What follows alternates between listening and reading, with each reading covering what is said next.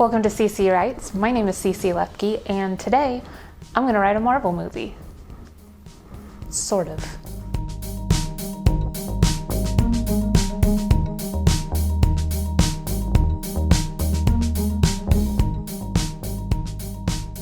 I wanted another chance to write a script, but this time I wanted it to be meant for the silver screen. I am a huge comic book fan, so I thought, what better way to practice screenwriting than to write Marvel fan fiction? I know, I'm a genius. I didn't want to work with a character that was already mainstream, so I decided to pick a character that hasn't been explored on screen and doesn't get a lot of love in general. I'm gonna write a movie script about Spider-Woman. Spider-Woman is kind of an anomaly in the Marvel universe. She was created because Marvel didn't want other comic book companies to get a hold of the Spider-Woman name since Spider-Man already existed. They ended up slapping a story together just so that they could have the rights to her name. But the really interesting thing is that Spider-Woman actually has nothing to do with Spider-Man. For one thing, Spider-Woman is actually older than Spider-Man. She doesn't have the same powers as Spider-Man, and she wasn't even given powers in the same way. Her story is also one that I would love to retcon and make her a truly powerful, well-balanced woman. I think she has a lot of potential, and she isn't well loved enough for my story to be a heinous crime against the character if I decide to change a few things along the way. Because writing a script takes a lot of time and effort, I'm not going to get it all done today. Instead, I'm going to break this down into a series so that you can join me on my trip through CC Land, a beautiful place of magic and wonder where stories happen. So come along with me on this mystical journey of writing adventures in imaginary places. Let's get started. Doodly-doo, doodly-doo. So I wanted to do my best to give you the top-down version of my brainstorming process. Please excuse the nasty looking board. I use this all the time, so it's really dirty. I think it's probably pretty clear to a lot of people that I love drawing, and drawing is a huge part of my writing process. So when I'm going through brainstorming, that's what I do. I draw a bunch of pictures to inspire myself and get ideas. So that's what this is for. And then I keep my pad of paper to the side just to write down those ideas as I come up with them to help me organize everything a little bit better.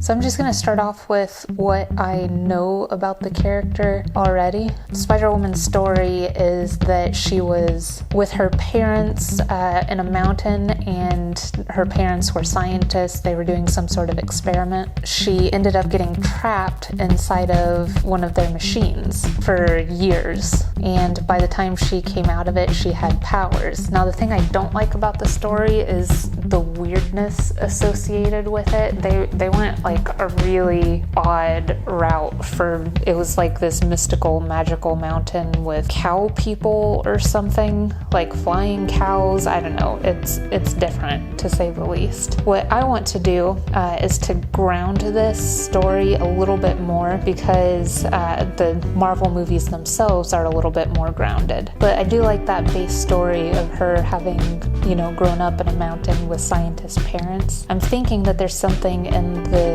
universe, in the cinematic universe, that I can use to sort of explain why they had to be in the mountain. Right now I'm just trying to get an idea of who she is as a person, because that'll make it a lot easier to decide how her story goes. Another thing that I know about her is that her powers entail pheromones that she releases that cause other people to fear her, which I think is just a really cool power. But I also think that it has the opportunity for a lot of loneliness and confusion. Like, if she doesn't understand what her powers are to begin with, or at least that basic power, then a lot of confusion can happen. People would reject her because they're afraid of her. And I think that that's what I would really want to play into in my story, is this sort of lonely person who, by all accounts, should be well loved by people, but instead she's treated with fear and disdain.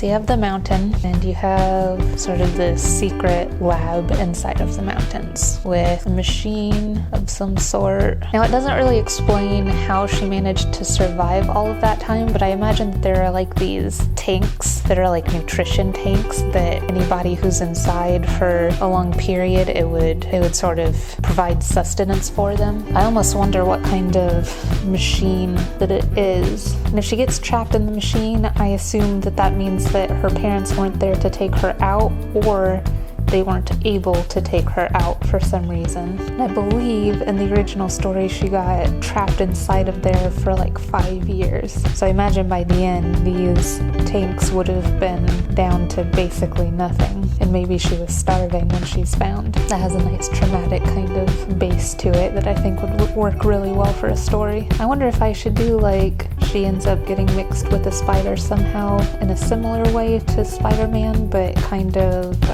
her own special, different kind of spider. Would that be too derivative? I feel like that would be derivative. She doesn't necessarily have to actually be a spider, but that could just be what people see.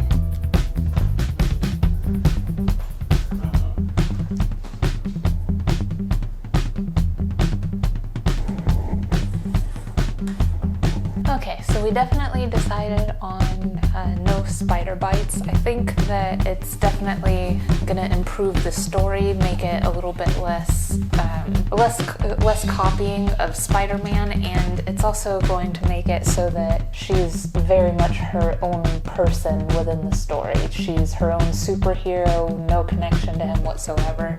I think what I want to do is when she's trapped inside of the machine for all that time and her parents are gone, years later there are going to be Hydra agents that come in, and the first Hydra agent who finds her is going to be afraid of spiders, and that's the story that I'm going to go with. And that's why when he sees her fear-inducing pheromones, 5 years worth of it, hits him, and then he imagines her as a spider, which is what brings about her nickname, because it'll be the thing that he identifies her as after he finds her.